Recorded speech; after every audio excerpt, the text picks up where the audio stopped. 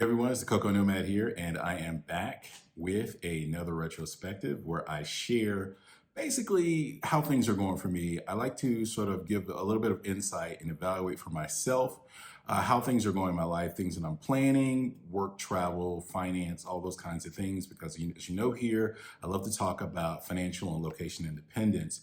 And if you're interested in that, then you should follow along. If you haven't subscribed already, please do take an opportunity to do that, and you'll get these periodic updates. So let's go ahead and dive into this particular retrospective and how things are going.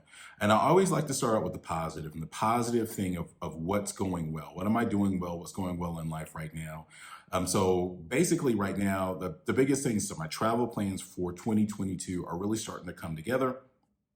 The last 2 years have really slowed down in travel, and we all know why. I mean, it's not a big secret. I had big travel plans in 2020, which were all just sort of swept under the table. 2021, I sort of took the opportunity to kind of slow down, reassess, reevaluate, and make some changes. And now I'm ready to get back out here and start traveling again. So I'm really excited. So it's starting to come together. I'll talk a little bit about that in this video, but I'll go into deeper detail in another separate travel plans video. The other thing that's going really well is progress on a new app I've been working on. If you've been following this channel, you know that I've gotten into investing in the last 3 or 4 months, and options trading in particular, not just investing in general. And I've been sharing my process as a part of my monthly reports, so you can give a little bit of insight into what I'm doing. And so there are some things missing in the spreadsheets and the tools that I've been using. And so I decided to just make my own. So I started working with spreadsheets. But again, there was some information missing, and then I decided to write an app for myself so I could track and get a little bit more information, a little more analysis in the how my investments are doing. So that is actually going pretty well. I started probably about 3 or 4 weeks ago, and it's slow going. I'm not rushing it, but I'm getting really close to having an actual alpha version that I can get some other people to test for me and give me some feedback and see how they like it. So now let's move into what didn't go well. And the biggest thing that didn't go well is I finally caught COVID. It happened a little over a week ago, and I was down for a few days. I actually missed a couple of days of work, and I haven't even, as you can see, the beard's back. I've been really not done the same things I've normally done. I haven't done my hair, all that kind of stuff. It's not really important in light of the illness. It wasn't as bad as it probably has been for a lot of people. I suspect that it's a newer strain, the one that's not as severe.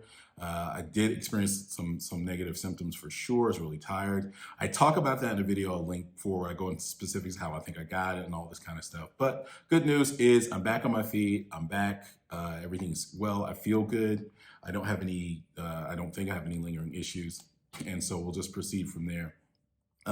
Along with that, the December wasn't the most productive month. I mean, it was a holiday month, so I sort of kind of like take it with a grain of salt that, I didn't get as much done as I wanted to, but I actually think it was pretty good. I'm actually glad now in retrospect, sort of worked out that the illness forced me to slow down and reevaluate some things. And so that leads us into one of the things that I've learned in the What Have I Learned section, and that is, all moves don't have to be big. I think there's a lot of talk in this sort of social media about bigger dreams and bigger this and bigger that. And it's like, everything doesn't have to be big. Some things can just be really, really simple. And I think the best things in life are super simple. For me, one of those things is I've returned to practicing guitar, learning, and most of that is super simple. Just like learning a scale, moving my fingers, learning some simple techniques. It comes together in some, bigger things if you want to look at it in terms of size, but I just don't see how that's really important. You can get lost in that. You can get lost pursuing and chasing bigger and better and all these things. And I think sometimes just enjoy what's in front of you, and life can be beautiful. Life can be beautifully simple if you let it. And that's not to say you don't try new things or challenge yourself. Those aren't mutually exclusive. But this idea everything has to just be more and more and bigger is just not really, I think it's overblown. Which got me into sort of how it led to my investment strategy. And I think that's what happened to me. Like I got caught up in more and more and more and doing more and having more trades and doing bigger trades. And it just wasn't necessary for what I'm trying to do with my investments and how I'm trying to position that as a part of my financial independence strategy. It wasn't necessary. It's like I started out with a simple approach, very simple strategy, two basic techniques, and that's really all I needed. And so learning at different things is great, but I really feel like you can go again overboard, and it just helped me simplify my investment strategy. So not only did I learn that everything doesn't have to be bigger, I've learned how to apply it in one of the areas of my life. The second biggest lesson right now is sort of reevaluating and revisiting why you do things. Like really, really try to break down the underlying purpose of why you do something all the time. And for me, I'm reevaluating travel. And it's like I've been doing this now. I've been living outside of the US and traveling for the last 6 years. And I wanted to take a step back and just look and see, like, am I still getting out of it what I initially wanted? Am I still doing it for the same reasons? If my reasons have changed, if my locations changed, what I want in an apartment or a country or a visit, like all of those things I've reevaluated and looking at. And that's sort of what influenced this year's planning, this year's travel planning. And that's kind of where I'm going for this year. It's like, having a particular purpose and intention with what I'm doing this year, and then letting it be that. And then that's it.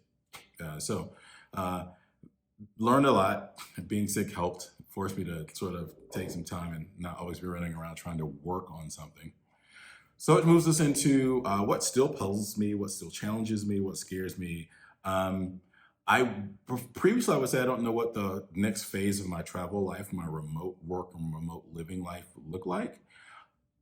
I don't know if I'm still puzzled or care about that now. I think it's just like I just take it this year, make some plans, take it one quarter at a time, and then that's it. And if things like this happen in 2020, some of the destinations and some of the activities I planned for this year were things I planned in 2020. Some of them were things I wanted to do in 2016 and 2017, and I just never got around to it. So I'm just going to try it again. And if it doesn't happen this year, I'll just try it again. We'll see.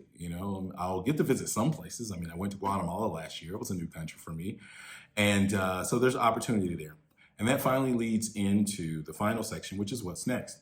And the biggest thing that's what's next is travel. I am headed to Brazil. I'll be staying in Sao Paulo for probably about a month and a half. I'll be there for Carnival. And this will be my first time in Brazil, oddly enough. I know some of you people that know me, it's like, how is it possible you've never been to Brazil? It's actually sacrilege for a few reasons. But it's okay. I'm going to make it. I'm going to be there. I'm going to have an amazing time. And it's kind of kickstarting the next phase of travel and work, really trying to make sure I balance the work that I have to do with the travel and the enjoyment that I like to get out of being out here and just seeing things. And I know the world is still dealing with the repercussions of the virus and its variants, taking precautions and just going. But at this point, I really feel like this is like we're entering year 3 of this. And I think we're moving into endemic phase, and we just have to alter the things that we do and continue living life and moving on, which means taking care of ourselves, looking out for other people, taking precautions and things like that, not just being sort of self-centered in how we do those things, but not stopping. It's just like doing things differently. It's just a different time, and we just have to adjust and adapt, and that's life. So that's it for these 2 weeks. I'm really excited about what's to come. I'm excited to share some of these journeys, to share these new creations. As always, I wish everyone thank you for listening, watching, following along, supporting the channel. And I hope you have an amazing year. I didn't really get an opportunity to say Happy New Year. Have an amazing week as always, and I will talk to you next time. Cheers.